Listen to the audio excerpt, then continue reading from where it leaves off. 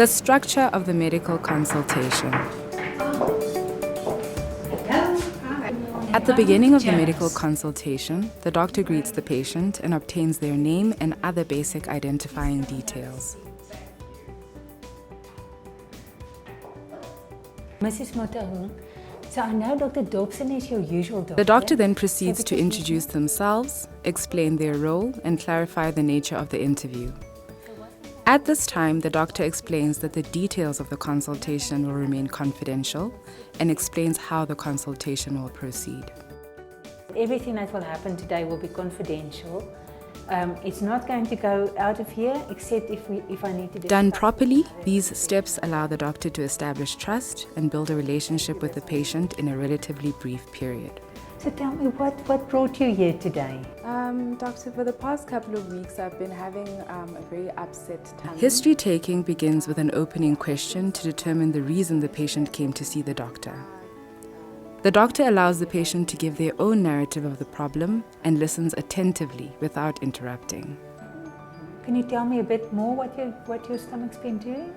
In the next part of the consultation, the doctor explores the patient's presenting complaint further. A combination of open and close-ended questions are used to elicit the necessary information. I'm also finding that after I eat, I have a lot more acid, so I get a lot of indigestion and heartburn. I'll belch a bit, so just a lot of sort of discomfort after eating. And when did that start? I'd say now it's been about 5 weeks, but yeah, I think it's just been too long now. Yeah. So you're saying that you're feeling bloated, you're feeling uncomfortable after meals, getting acid. At the end of the patient's account, the doctor may list the patient's problems to demonstrate that they have been listening and to obtain clarity about the presenting complaint. So like I said, it just feels sometimes after meals like it's very bloated. But also I'm finding that occasionally I also have actual pain, like cramping pain in the stomach. So it feels like a spasm, it sort of gets tight and then it relaxes after time. So that's also something extra that happens, but that's just every now and then. And that crampy pain that you feel, does it go anywhere else, like your back or your shoulder blade? No, generally it stays in the tummy area. And with this pain, do you ever feel sick? So just feel as if you want to vomit? No, I'll have a bit of nausea, but I don't feel like vomiting. Not vomiting. I don't vomit at all. When the pain comes in the stomach, it tends to sort of come in little bursts. Yes. And is there any particular time of day? I know you mentioned after meals it's worse, but is there any particular time of day as well that you note the pain more? I think I notice it more in the afternoons because lately that's the time when I'm eating. So normally I eat more throughout the day, but recently I've only been eating late in the afternoon. So I notice the pain after I'm eating, so it's also around about that time. Okay. Well, sorry to hear about it going on for so long. The doctor acknowledges the legitimacy of the patient's feelings or perspective, uses empathy to demonstrate concern, offers support, and handles sensitive matters appropriately. Yes, I've been very busy lately and so also stressed, so just generally my appetite hasn't been very good. Don't really feel like eating? I don't really feel like eating much. Any trouble with swallowing at all? No, no trouble with swallowing. Okay. And can I just ask, have you had any difficulty with passing stools or any changes in your bowel habits? The doctor minimizes writing, typing, or any other activities that may be distracting or interfere with rapport. Interruptions should be avoided altogether where possible and should be dealt with politely but quickly when they occur. So that's also a change. Oh, I do apologize. I'm just quickly going to... Hello? Good morning. I can't take the call at the moment, but I'll return your call soon. Thank you. Sorry about that interruption. No, that's fine, doctor.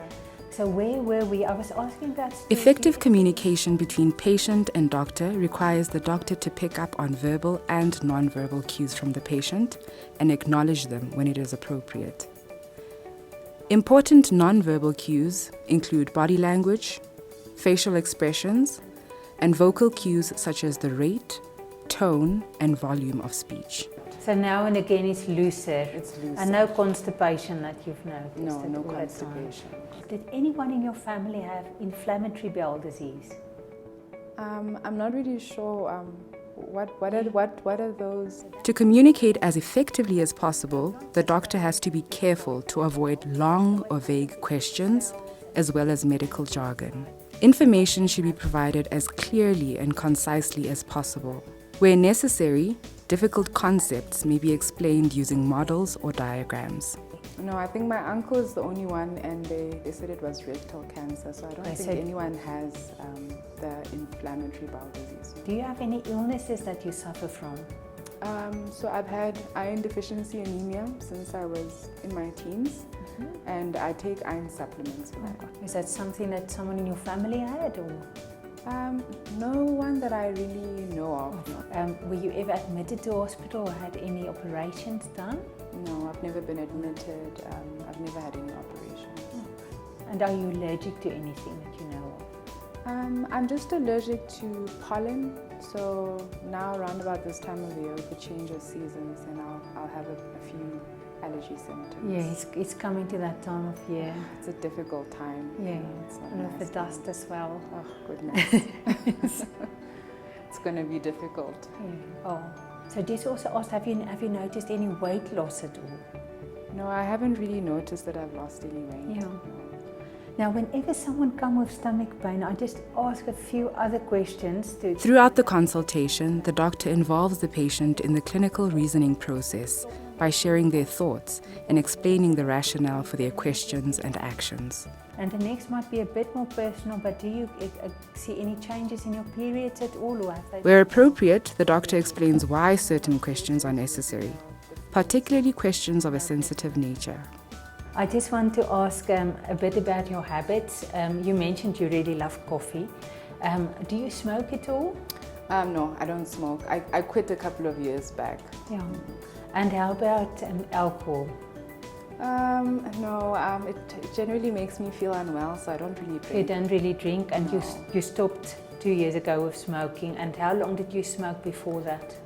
So before that, I smoked, I think, for 8 years. And how did you manage to give up? It was just making me feel very unwell, so I think I was motivated. I just told myself no more, and I quit cold turkey. You've got the willpower. That's Thank you. amazing. Yeah, very good. Thank you. Okay, so what I think we must do next is I would just like to examine you. At the end of the history-taking portion, the doctor explains how the consultation will proceed. The doctor provides an opportunity for the patient to provide any additional information they deem relevant, and concludes by summarizing the history and safety netting when appropriate. So I want to just ask to make sure that I haven't missed anything. When you have, in terms of the stomach problem, what was your idea of what it could possibly be? What went through your mind?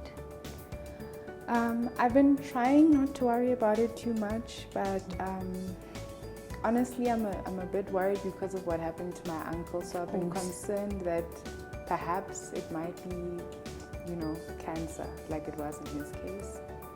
The doctor asks about the patient's ideas regarding the cause of illness, their concerns, their expectations with regards to the outcome of the consultation, as well as the effect the problem has had on the patient's life.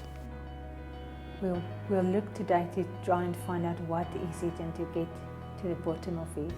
So I'll do an examination and I'll explain to you what I found on examination. We'll see if we need any further tests, and we'll talk together about how to manage it and how to make the pain better.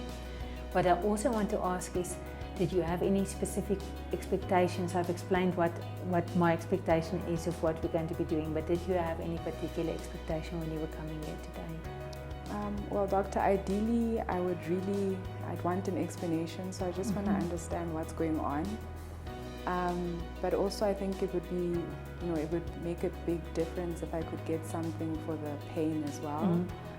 So if I could just get something for that as well. Something to relieve it, yes. We can certainly look at that. Thank you.